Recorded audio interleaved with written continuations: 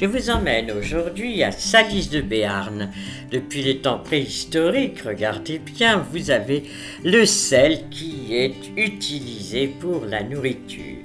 Et c'est au Moyen-Âge que la tradition raconte qu'un chevalier a blessé un sanglier, le sanglier tombe dans la source et aussitôt il ressort cicatrisé et surtout avec sur ses soies du blanc, c'est tout blanc, donc le chevalier s'étonne et en fait c'est du sel.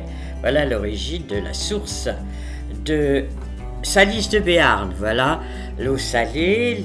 Et aussitôt, c'est organisé pour toute la population. Ils sont ce qu'ils appellent les parprenants. Et donc, une cloche sonne et tout le monde vient quand c'est la saison, car l'eau n'est pas salée toute l'année, mais simplement pendant le printemps et certains moments de l'année. Donc voilà, tout le monde prend à ce moment-là, une cloche sonne, tout le monde prend son récipient et vient chercher l'eau salée. Voilà la ville qui se développe. Et le façonnage du sel. L'eau salée est versée dans les coule-dés, puis des grands bacs en acier, puis des grands fagots sont posés pour brûler, pour chauffer. L'eau donc s'évapore et le sel reste. On puise ces réserves d'eau salée dans des grandes padères, disent-ils, en plomb, placées au-dessus des foyers. L'eau est chauffée toute une semaine durant. Et ce sel est employé pour la préparation du beurre, des poissons, du fromage et des fameux jambons de Bayonne. C'est vraiment l'ancêtre de notre frigidaire, le sel, car il fallait conserver les aliments dans le sel.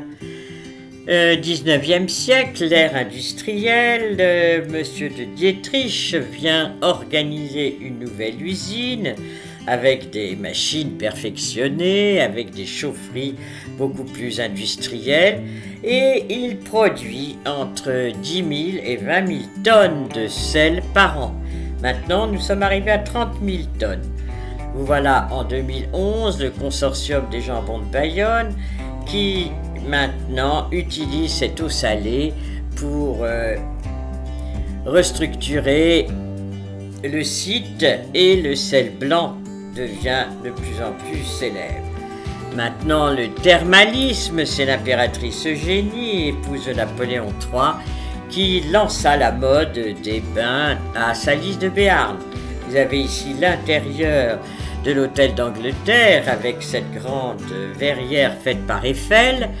Une nouvelle architecture se développe dans la ville, partout dans la ville, avec des établissements thermaux. Voilà l'impératrice et voilà les publicités de la fameuse ville de Salis de Béarn.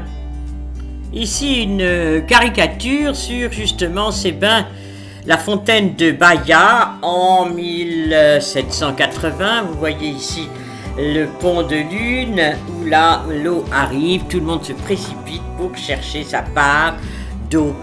Là nous sommes dans l'usine actuelle, la saline de Salis de Béarn avec les grandes réserves d'eau, l'explication complète de la fabrication du sel, où on prend l'eau à la source, c'est toujours le même principe, et puis on fait évaporer l'eau jusqu'à ce qu'il y ait ce sel. Alors, l'originalité du sel de Salis de Béarn est qu'il est excessivement blanc et excessivement riche en minéraux.